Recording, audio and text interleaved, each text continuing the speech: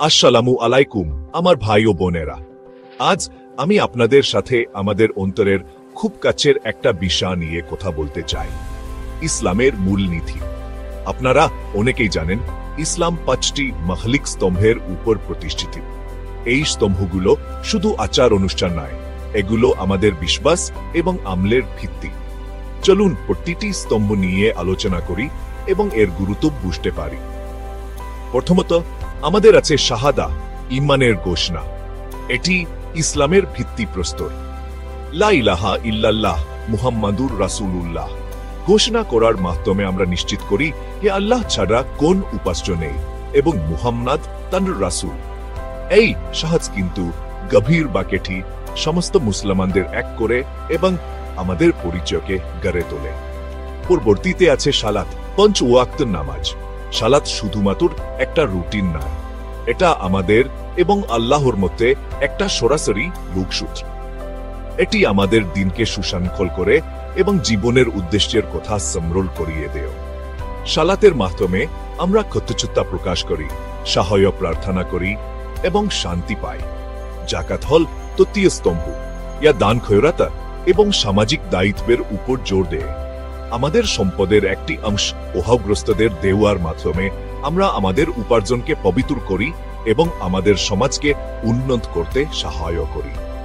যাকাত হল ইসলামের করুণা এবং উদারতার এক সুন্দর প্রকাশ। রমজান মাসে রোজা রাখা হল চতুর্থ স্তম্ভ। ইবাদতের এই কাজটি আমাদের আত্মসংযম, সহানুভূতি এবং কৃতজ্ঞতা শেখায়। সুবহে সাদিক থেকে সূর্যাস্ত পর্যন্ত খাবার এবং পানীয় থেকে বিরত থাকার মাধ্যমে আমরা কেবল আমাদের শরীরই নয়, আমাদের আত্মাকেও পবিত্র করি। এটি আল্লাহর সাথে আমাদের সম্পর্ককে শক্তিশালী করার, চিন্তা ভাবনা করার এবং দয়া করার সময়।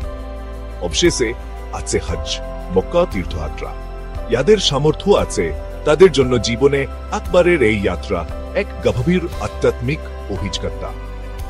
এটি হযরত ইব্রাহিম এবং তার পরিবারের পরীক্ষার স্মরণ করিয়ে দেয় এবং উম্মাহ হিসেবে আমাদের ইকদের এক শক্তিশালী স্মারক হিসেবে কাজ করে। এই 5টি স্তম্ভ কেবল আমল নয়, এগুলো ইসলামের মূল মূল্যবোধকে ধারণ করে। ঈমান, নামাজ, যাকাত, আত্মসংযম এবং উচ্চেক।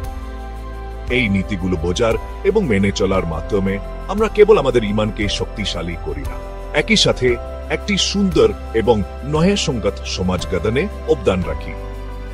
আজ আমার সাথে থাকার জন্য আপনাদের ধন্যবাদ। আল্লাহ আমাদের সবাইকে সঠিক পথে পরিচালিত করুন এবং প্রতিদিন এই নীতি অনুযায়ী জীবনযাপন করতে সহায় করুন। আসসালামু আলাইকুম। আমাদের সুন্দর ধর্ম সম্পর্কে আরো ভিডিও পেতে লাইক, শেয়ার এবং সাবস্ক্রাইব করতে ভুলবেন না। পরবর্তী সময় পর্যন্ত ভালো থাকুন এবং আল্লাহর রহমতে থাকুন।